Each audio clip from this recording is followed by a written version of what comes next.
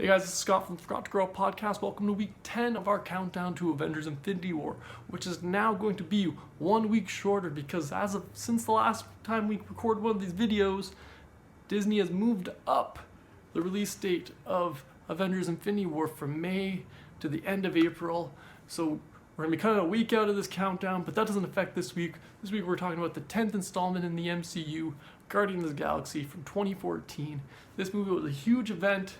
Big blockbuster, huge, typical MCU big blockbuster, but it was even more so because I think it brought in a lot of people who weren't necessarily superhero fans, but a little bit more of a fun space movie fans, and that's exactly what this is. All right, so as usual, guys, I'm just going to break down the movie for you and then give you three quick trivia facts for you at the end.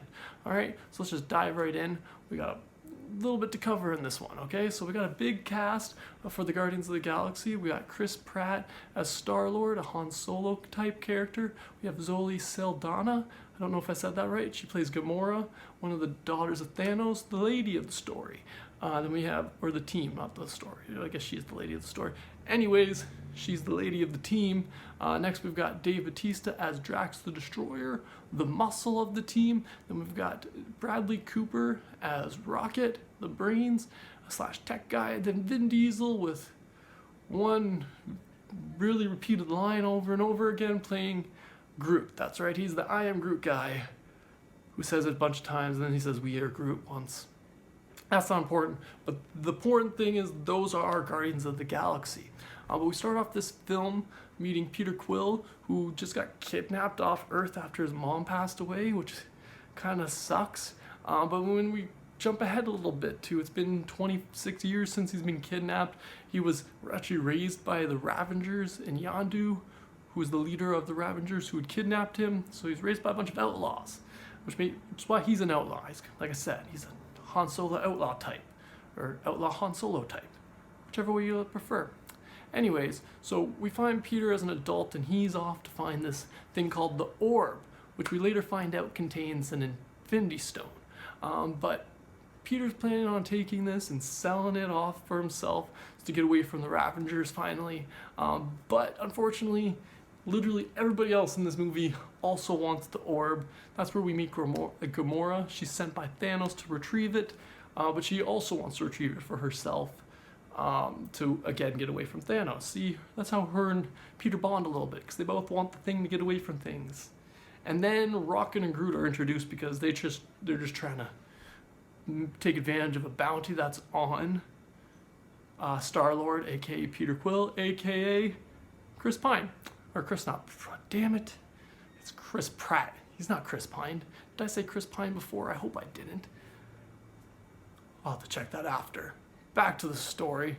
So the team's all after the Orb, and they end up getting thrown in jail while trying to fight over it.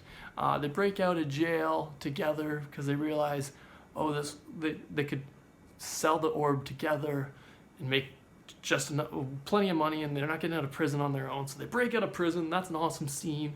They go to sell the Orb to the Collector, which is played by Benicio del Toro, I think is how you say his name. I'm not really sure, but I enjoy his name. The point is, he plays the Collector, who's a dude who collects stuff, and so he wants to add the Orb, aka an Infinity Stone, to his collection. But during the transaction between the Guardians of the Galaxy and him, one of his servants touches the Infinity Stone, blows the whole place up. The Guardians decide it's not safe to give it to the Collector, but unfortunately at that point they're tracked down by the villain of the story, Ronan the Accuser, who is supposed to be retrieving the Orb for Thanos as well, for Thanos to destroy Xandar.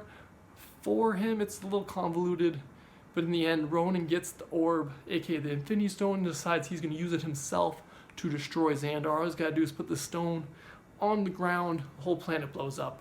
It's weird how that works. Anyways, the point is, the bad guys have the Infinity Stone. The good guys, the Guardians of the Galaxy, have to fight and get it back to save Xandar, which is the home planet of the Nova. I don't know who exactly the Nova are. I think I got that one wrong. Anyways, so the plan is to save Xandar, get the stone, defeat Ronan the Accuser, because obviously with a name like that, he's a bad guy. So there's a big fight. It's pretty awesome. A bunch of the Nova Corps team up with the Ravengers and the Guardians, all to fight Ronan the Accuser and his minions, because that part I never quite got who his minions exactly are, but they're all fighting. Then it comes down to a battle just between the Guardians and Ronan, where Peter Quill has to do a little dance. He doesn't make any love, but does get down tonight in defeating Ronan by getting the stone from him. They use the power of the stone between all the Guardians and they defeat Ronan. They leave the stone with the Nova Corps because they should be able to protect it, because they're like the galactic police. I don't know if I mentioned that before when I mentioned Nova Corps. The Nova Corps is the galactic police of this universe, kind of, sort of thing. Again, there's sparse on certain details in this. I'm not the biggest comic book knowledge fan, but this is what I know at least. But the point is, Groot sacrificed himself, and he kind of died but gave birth to a baby Groot. That we only kind of recently learned, or always knew. That's confusing. The point is, they saved the day. Peter kind of gets the girl. All's well with the Guardians of the Galaxy, and that's how it ends. We get a post-credit scene with the Collector sitting in his blown-up Collector room, and we get a little appearance from Howard the Duck and Cosmo, the Soviet space dog. But yeah, that's the movie for you guys. It was a fun, wacky space adventure. That's what that movie is. And I hope that breakdown helped just refresh you guys a little bit on that. So I just got 3 quick trivia facts for you about this movie, and then I'll let you go today. So trivia fact number 1 is that Vin Diesel recorded all his lines in several different languages, including Russian, Mandarin, Spanish, Portuguese, German, and French. Je m'appelle Groot? Is that how it is? I don't know. I pretty much failed French. Not really, but the point is, he recorded all of his lines in a bunch of different languages so that people could hear his voice in all the different countries as opposed to being dubbed over by somebody else. That's right. He didn't want to shed the spotlight as Groot. Second point I have for you, the second trivia fact I had for you, second trivia point, whatever you want to call it.